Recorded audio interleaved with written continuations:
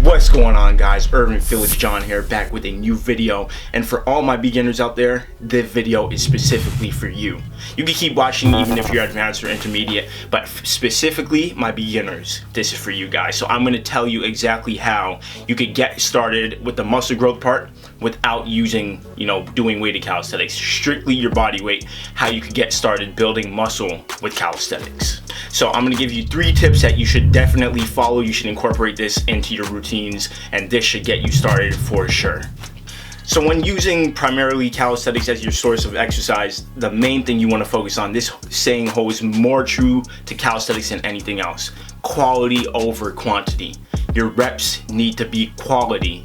People are so worried about getting high numbers. Oh, I want to be able to do 500 push-ups, just to say you could do that much. No, it should be quality. If you're not going through that full range of motion, engaging those fibers, using force, muscle force instead of momentum, that is a key of starting, especially for starters. That is the key for starting to getting your body familiar with these loads, which is your body weight, and going through that full range of motion to get those fibers engaged. So keep in mind, just because you could go fast doesn't mean you're doing it well. The faster the movement, chances are the more momentum that you're using. If you look at a pull-up, for example, and all of us are guilty of this, is not to say that it's bad. All these things have their purpose, but when beginning, this is what we're talking about. Full range of motion. Your arm should come all the way locked like that, dead hang, slow and controlled, not snapping it out, not snapping like that. Controlled, down, up, slow and controlled movements. That's what you need to focus on. Time under tension, and that is one of the tips I'm going to tell you at the end there. So time under tension, full range of motion, boom, boom, with any movement that you're performing. So remember, if you're injured, you can't make progress. When you're using a lot of momentum, it puts a lot of unnecessary stress on the connective tissues of your muscle, and you're bound to get injured. Trust me, I'm speaking from experience. I've seen it happen time and time again to other people, but especially I can speak for myself. That is most likely when I get injured. So keep in mind, slower controlled movements, it requires a more even application of force to be applied throughout the full range of motion, and that's what you want. So especially if, let's say you've never trained before, most of the time, that people have unilateral dominance. So one arm would be, stronger than the other, and they'll be pulling like that. If you're going through that full range of motion, top to bottom, sorry for the boiler, it's going to be making noise, but stick with me here. If you're going through that full range of motion, nice, slow and controlled, your muscles can now create a more even application of force, and that's what you want. You don't want to develop imbalances in your muscles and your physique because you're not working out properly.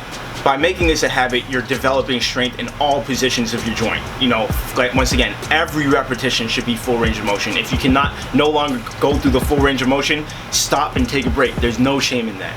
By consistently practicing the short range of motion, if you're doing short range of motion from the very first time you start working out, you will find that as you progress, I say that very loosely, there's not a ton of progressing that you'll be able to do.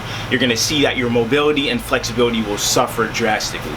So right now, here are the 3 tips. This is what you should take away if this is one thing. So honestly, sometimes when you're working out, you're so into it, you don't know how you look. That's why we have camera phones. We have a phone, we have a smartphone. Put that phone on and record your workout. Show yourself how you work out. Are you going through the full range of motion? And be honest. If you know you're not, then refine it, make it better. So record your workouts. That is the first thing I would tell you.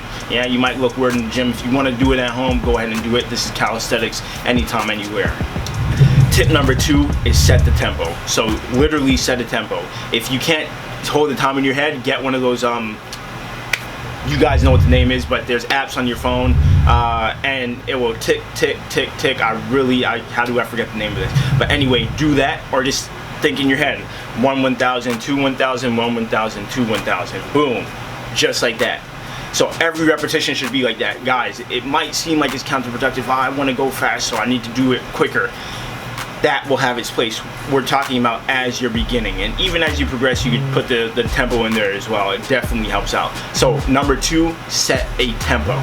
Tip number 3, the last one, make sure go through the full range of motion, but do not snap your joints. That single-handedly can cause extreme damage to your connective fibers, to your joints, and of course we're doing this for a lifetime, so you want to make sure that you keep your joints healthy. Don't do that. down, up. As you progress, as you get stronger, your connective tissue should be able to handle it, but you just want to make sure you're practicing this as a beginner going through full range of motion. So that is it for now, guys. Make sure you use those top 3 tips. It will help you for sure as a beginner. So guys, please make sure you like, share, subscribe. This is what we do, man. Calisthenics. I'll see you guys on the flip side. 3, 2, 1, go.